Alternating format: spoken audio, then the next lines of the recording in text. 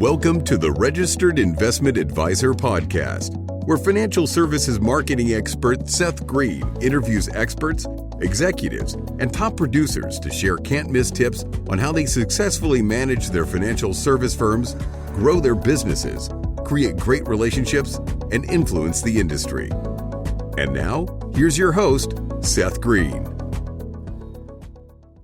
Welcome to the RIA podcast. This is Seth Green. Today I have the good fortune to be joined by Brian Boughner from Fiduciary Alliance. Brian, I believe you got your investment career started back in 1999 at the top of the biggest bull market in a very long time, correct? That is correct. Saw two bubbles and two bursts.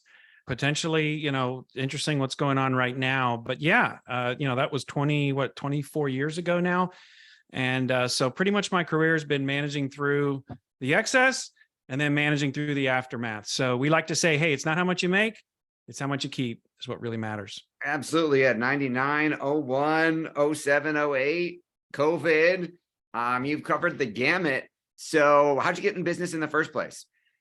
At the time I actually graduated college in 94, spent some time as a youth pastor of all things, and gotten married, had our first child, and was still making, 5 years after graduating college, was still making less than a starting school teacher. And I said, I can still do the things that, God wants me to do. It doesn't necessarily need to be my career. And in 99, every job was stock market broker. I mean, you just throw a rock and there was a stock market position open. And so I loved it, but I got a marketing degree in college. Not that really mattered, but that's what got me into it. All right. Well, you and I started both at the same time. I also started in 99. Nice. So how did Fiduciary Alliance get started? Yeah. So my partner and I, this is 10 years ago, we were at a firm that we actually stepped out and became independent 10 years ago. And what we did is we plugged into a platform. We said, we don't want to deal with the, figuring out compliance and getting the custodial relationships and all that other stuff and everything like that. We want someone to do it for us. Well, we went with a platform. We made that move, became independent. I would say that platform was going through a lot of growing pains and issues. And so there was a lot that we just had to learn. And so 3 years into that, we actually said, we're going to go ahead and be independent truly, because we kind of knew that platform model. When we stepped away, we created the Fiduciary Alliance. The name of my retail firm is Parallel Financial. That's my clients. That's what they know. I'm an advisor. I got clients. But then this platform, Fiduciary Alliance, we did that 3 years later. And then we sat on it for about 4 years and just made sure we got all our ducks in a row. And about 3 years ago, we brought over our first firm. We've got 7 firms now that we have transitioned successfully, into independence and underneath the platform. So yeah, that's how we did it. All right. I'm sure the longer version should be in a book somewhere. So Fiduciary Alliance now, you talked about 7 firms you brought over. Are you talking about like wirehouse teams that went independent through your platform? Can you, without names? Yeah. So, we've done it all. We've taken a registered rep group, out of a broker dealer into independence. We've taken an already existing RIA that just needed some size and some scale. They're kind of they want to get to that next level, but they're bearing all these costs and they can't achieve any economies of scale. So we brought a group like that in. We've transitioned from also some folks that were with an insurance company, but doing investments there. We've transferred them over successfully. So we kind of, usually it comes down to 2 basic people, right? Either you're in a FINRA registered rep environment and compliance is a pain in the what. You can't do anything. There's so much regulations, technology's crap, and you want to do it. So you're in that situation, or you're an RIA existing, maybe a solo practitioner, and you need scale to get to the next level. So usually one way or the other, we fall into those 2 categories. And obviously you went through, when you originally went independent back in the day, you went through a different platform. So, and your frustrations with that led you to build your own. What do you think it is about Fiduciary Alliance? What are some of the things that are differentiating you from all of the other platforms out there? Yeah. Well, the majority of the platforms out there, quite honestly, are geared, a majority of them are private equity backed. And what they're trying to do, they're just trying to bolt on, bolt on, bolt on. A lot of them are even paying some upfront money, and they're just trying to build this thing out, get to some type of enterprise value, EBITDA, whatever you want to call it, and then flip it. That's not us. I think in the group that we were with was also private equity backed, and there were some other things there. And, we were just starting out, and we were actually their first firm to join them and things like that. And we're talking about EBITDA all the time. And I'm like, hey, I just want to grow my business. Like, I'm just trying to get clients and organically grow here and impact my market and things like that. So when we start a Fiduciary Alliance, I think that's a big differentiator, is that we are focused on growth. We don't buy books of business. We're only interested in advisors that are in high growth mode. If you're in high growth mode, we've got a great solution, right? Not only just, and look, our industry has also become very commoditized, right? I mean, hey, I want the best in class technology. I want the best in class this and access to custodians. Everybody now pretty much does that. But what I believe that differentiator is we're going to give you a systems, coaching, ways that you can grow your business. And we're going to provide a network for you. Here's the thing about the RIA world, right? We're all kind of out on our own islands doing our own thing. And sometimes you just don't know what you don't know. So we've provided a network as well of other like-minded, growth-oriented advisors. We collaborate on things together, but the focus is growth. You have to be wanting to grow, and that's organically. You have to be wanting to grow. I want to go get clients. What you said, you said an interesting word there. You have to be willing to want to grow organically. What does organically mean to you? Organically is, I think, it's just good old fashioned, you go out and you get clients. You can go buy books of business, and there's very successful ways to grow your do own business as yeah. opposed to buy acquisition. Yes. You can buy books of business. You can do that. And there's people that do it successfully. And then there's, a lot of issues with that as well. So for us, at least where we're at right now, you want to grow organically. You want to get, and organically could even mean maybe you want to hire in advisors or bring some people in or things like that. There's nothing wrong with that. But there are firms out there that are just focused on growing by buying books. They're just buying books of business, bringing it in and doing that. We're not that. We're focused on bringing in the right people. And again, when we bring in an RIA, they have their own name, they have their own branding, their own website. Like, they have their own identity in their market. And right now, again, we're still young at this. We've got Boston to Minneapolis to Austin to St. Augustine, Florida. So, that's kind of our borders. And then we've got in between. So yeah, and everyone's different. People may want to focus on planning. People may want to focus on asset management, insurance, whatever. There's a lot of different ways, right?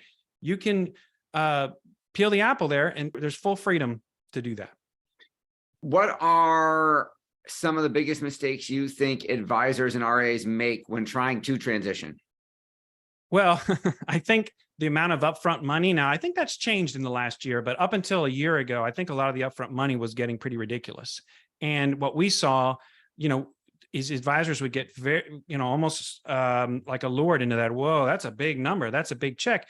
And it's like, listen, there's not charity work going on here. Okay. If they're willing to stroke a big check for you, then there's usually something on that back end that you will give up. It's not like, well, I'm going to take this and I'm going to have it all and win it all. And I think that a lot of folks get so focused on that they've kind of lost sight of the bigger picture, And so in our world, the bigger picture is, hey, like when a client joins Fiduciary, we always tell them, your clients are yours. Your book of business is yours. We're not looking to flip and sell this thing. So, we want to help you grow your book of business. Yes. Are we making a little cut on that to help cover our costs and things? Absolutely. But we want to help you grow in your market and do that. So I think that upfront money's the number one thing. And I think the number two thing that we've seen a lot is when you're going to make this type of transition, you need to put your life on hold for 6 months. Okay. Vacations, the surfing trips, the ski trips, all that kind of stuff needs to go aside. And this is like one of if you really think about your career, this is going to be one of the biggest moves that you make. And I think a lot of times advisors just think, well, I can just keep running and doing my life, and then I'll just flip the switch and we'll do the transition and, we'll be rocking and rolling. It's like, no. You've got to set some time aside. This is the priority. Okay. And this will take, usually from start to finish. I think if everything goes good, it's about a 6-month period. And I think people just think it just happens like that. And it doesn't. Yeah, I remember planning my transition. I think I was the most prepared person. At least that's what the independent firm that the umbrella I was going under had told Right. me, because I worked on it for a year before I pulled the trigger. Yeah. Yeah. We worked on ours for a year before we left the first place we left. And then when we left, again, we were already in RA. When we left again, it was about another 6 months. And that didn't even, the second time there were no account transfers, no nothing, everything like that. And there was still a lot of things that we had to do and go through and things like that. So yeah, I try to tell people, like, this is the priority, still take care of your clients, and we're going to be there to help you. We have a team that helps make this seamless and things like that, but it still requires a lot of work on their part as well. Well, you made yourself a lot busier, because you not only, married with kids, and you've got your home life and your personal life, you have your RIA and your clients, and now you have Fiduciary Alliance and those firms and their clients. How do you juggle it all? That's a great question. Well, first and foremost, and I know this sounds cliche, but you have to get great people around you. Like, our team is amazing. We really do have some of the best people. You could interview all of my advisors about our team, and I know what they're going to tell you. They're going to be like, oh my gosh, they make everything work. They make it happen. I can call them with any issue. They take ownership. They deal with it. So you have to get the right people there, without a doubt. And that's, unfortunately, there's no, magic pill for that. You just got to go out there and we've made bad hires and things like that and had to move on. But it's like getting that right team in there is key for that. But the thing that I've noticed in this business is that, I really do believe that if you do it right, the power of, like, so let's say you're by yourself, the power of two is not double when you're by yourself. It's like an exponential difference. And the power of four, it's not like, well, that's 4 times me doing that. Right. It's actually an exponential thing that happens because, again, you only know what you know. And in this business, it's so many things going on and literally changing by the second, that when you can bring other folks around you and hook arms with them and partner with them, I really believe there's a lot more things that you can accomplish, not only for your practice, but for your clients, things that you can bring to them. And that's what we see a lot. Like, someone's like, hey, I'm a one-trick pony here. This is what I do. I do this type of planning, and this is it. And this is all I do. And it's like, well, do your clients need this, or do they need that? Or what about these other things? Or what about some of this other stuff going on? And they're like, well, what are you talking about? So I think our idea of building this network, like, up to this point, we've done no marketing, no advertising, or anything like that. It's all been relationship based. We're just looking to bring in the right people to create that right network. Because I think when you have that good mix and good right mix of folks, then it just takes your business and transforms it. Absolutely. You've achieved success not only for your clients, for your RIA, for Advisory Alliance, Fiduciary Alliance, and other RIAs. What's your biggest challenge now? I think the biggest challenge now, so we had our initial so our first year we did this, we brought in 6 advisors. Then last year we took the year off and we said, okay, we've got 6 folks here. Let's really make sure that we're doing everything we need to do. And now here in 23, we've already brought in 1 advisory group. We've got another one coming in May. So really my biggest challenge right now is just getting in front of the right folks, telling them our message, and continue to grow this thing. Again, very measuredly, but continue to grow it. Well, you segued perfectly into inspiring my next question. So getting in front of the right folks, who's an ideal transition firm for you? Yeah. So the ideal transition firm, again, this kind of gets back to those 2 things, right? You got that registered rep. And again, it could be one of the main wirehouses. It could be one of the smaller ones. It could be, it can look a lot of different ways, but they're tired of dealing with irrational compliance nonsense. They're tired. Their payouts are horrible. They want to make more money, and they should be making more money for the value that they're providing for their clients. And they want to be able to do more things for their clients and have that freedom and flexibility. So that person there is a great one. And the other one is that again, that solo RIA, maybe they're working from home, and they're just at a place where they're like, I want to get to that next level, but I can't do it. Like, I can't get there. Maybe they're at a custodian that's not one of the premier custodians, right? Because, these days, well, now it's just Schwab and Fidelity, right? TD used to kind of say like, hey, we'll take them all, but they're not doing that anymore. So maybe they're not ideal custodian, and they need to be at a better custodian or some of those things like that, but they can't get in. we don't have like, it's not like we've got, a minimum or an asset minimum or things like that. Again, we're simply looking for the right folks, great business plan, great, thing that they're looking to grow. And we're here to help them do that. Amen. Your passion is obvious. What do you like best about what you're doing? You know what? I got to say that the people that we've brought in, I mean, not only my team that I get to work with each and every day, but the advisors that we brought in, I have so much enjoyed building that relationship, building that friendship, getting to know them better, spending time with them. Again, I've been doing this now 24 years now. There's a lot that I'm trying to bring to the table to help them, ways to solve problems, create great solutions for them, things like that. So I'm really enjoying this part of this in my career arc right now. Look, I still have clients. I still do, we have review meetings and planning and things like that. At this point, I'm not taking on any more personal clients, but I still have my folks that have been with me from the beginning, and I'm faithful to them. So I know for me personally, kind of transitioning this and really helping these advisors be successful, I've really enjoyed that. Awesome. Well, we know your time's incredibly valuable. We appreciate you spending some of it with us.